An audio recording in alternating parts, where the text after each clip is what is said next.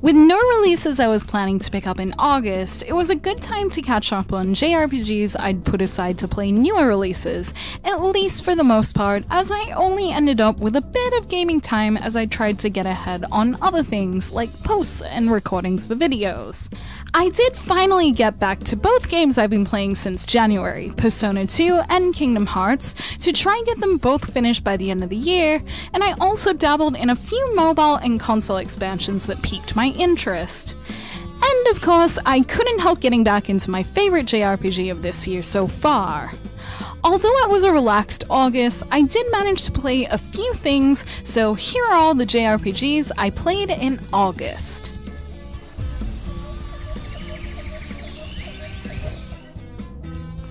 I tried my best to choose another JRPG of the month, as I know I've put Persona 5 in this spot a few times already.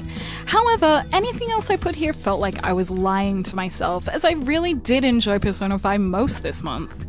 I give myself a day each week to not worry about what I'm working on and just play whatever, and almost every week I wanted to play Persona 5 and was very excited to do it. I'm just around the 4th dungeon trying to tie up loose ends and social links, and it's such an enjoyable game to take my time slowly ranking my characters and social links with.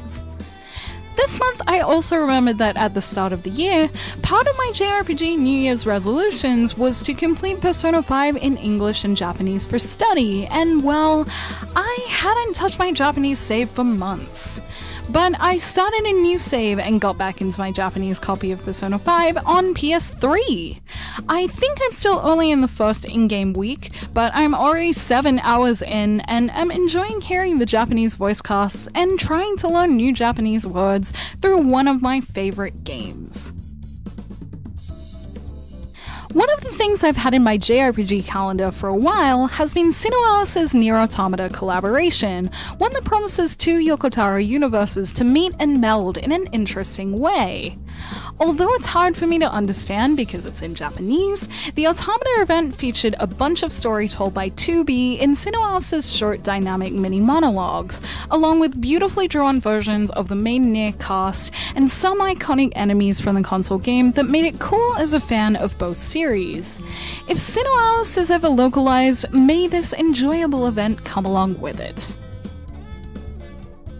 On the 3rd day of this month, I finally finished my 1 month plus stint at God Wars Future Past, and if I'm being totally honest, I was pretty glad to be done with it.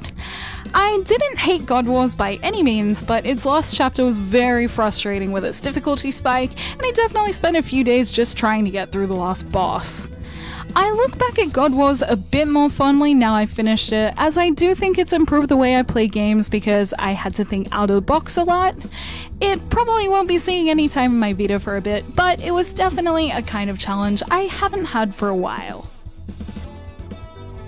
I've been meaning to get back into Phobos Children for a bit, as I have a much better situation for playing Japanese iOS games now, and I did finish the first episode of it and found the gameplay to be really fun and quick with its popping bubble fun. I'm gonna do a small post about this sometime, but the touch battle system is perfect to crank out in a few minutes on the go.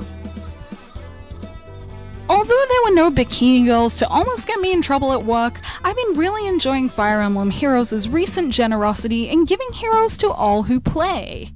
Since they're giving a free hero for each new character set, I've been doing all of them, and while I didn't get any 5-star units, I got a few good 4-star ones I was happy about.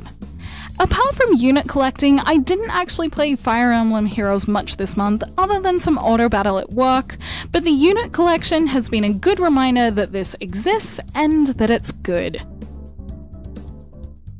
Persona 2 was my portable game mission for the month, and although I didn't make as much progress as I would have liked, I am on my way to what I think is the next dungeon at the moment.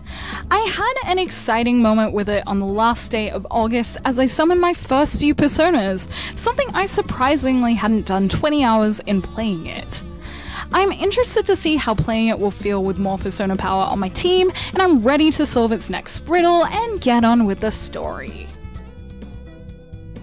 Tales of the Rays was a game I tried briefly in June, and I'm pleased to be back on it more, making it my current smartphone JRPG focus.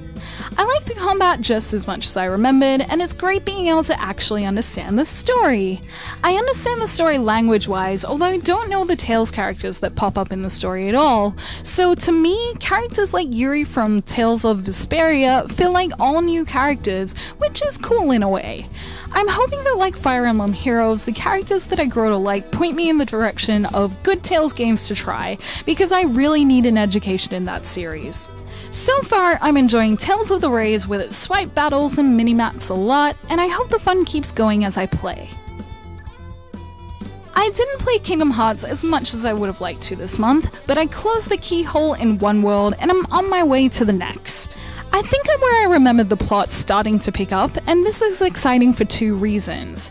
One, I'm on the way to the first ending that made me cry like a baby when I was around 12, and two, I can finally play the other two experiences on 1.5 that are new to me.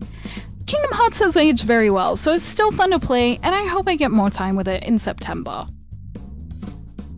Since I didn't finish Kingdom Hearts this month, I wasn't supposed to play Final Fantasy XII, but I couldn't resist jumping in for a couple of hours as it stares at me every day on my desk. Final Fantasy XII gives me nostalgia in the best way, and the world is as interesting and as cool as I remember it, but smoother and prettier. I'm barely into it, I haven't even met Balthea yet, so I'm being careful to put it down and play it when I have the time. Final Fantasy XII has been one of those games I've stopped and started at multiple points in my life just because life happens, so I really want to dedicate the time to this fun game when I can. I didn't play the main Final Fantasy XV game this month, but I had to give Comrades at least a little try when it was released, and luckily I finished God Wars just in time to do it. Comrades' initial quests were pretty fun and reminded me a little of the fun I had in Final Fantasy XIV a few years ago, questing with others, but this time with gameplay that's more familiar to me. The character creation was really detailed, and the whole experience could be good if they add a decent amount of story quests. I know I just did a post about Final Fantasy XV Universe and how there's a lot in it, but with Comrades I do like how this could fill one of the gaps in the story, so I'll probably be curious enough to try it later down the line. While September isn't as empty for new JRPGs as August was, it's not far off for me until the end of the month. So I'll be sticking to Kingdom Hearts, Persona 2, and Tales of the Rays until then, although I did download the English Eves 8 demo as I'm curious about trying it, so we'll see where my time takes me. Also, time is ticking down until the end of the year, meaning I should really get on to finishing Persona 5 in Japanese. I am realistic though, and know I probably won't hit that goal, but I'll take any excuse to play Persona 5, especially in my study time. What I'm most excited for are the new JRPG releases I plan to pick up at the end of the month. One is Blue Reflection, a really unique JRPG I've heard and seen good things about from the Japanese version that is by Gust, who I've been interested in as a developer since I played and loved Anno Surge a few years ago. Also being released in September is Danganronpa V3. I know it's not a JRPG, however it will be featuring a JRPG dungeon crawling minigame in one of the endgame modes, which as a fan of the series and JRPGs is a really good excuse to buy it, play it, and at least talk about that part of it here if it's good. Blue Reflection will probably be my biggest focus though, as there are some JRPGs releasing in early October I'm interested in. Since August was so long without any new releases coming, I feel like I've been waiting for Blue Reflection for a while, and I'm already excited for the end of September to get here. Thank you for watching my video. Let me know in the comments below what you played in August and what you'll be playing in September. You can like and share this video if you enjoyed it, subscribe to my channel for more JRPG content like this, and ring the bell to get those notifications on whenever I post. Be sure to check out the blog at jrpgjungle.blogspot.com. I do everything I do here, but in written form. And you can find me on social media on Twitter, Facebook, and Instagram, all at jrpgjungle. Those links will be in the description below. And until next time, thank you, bye!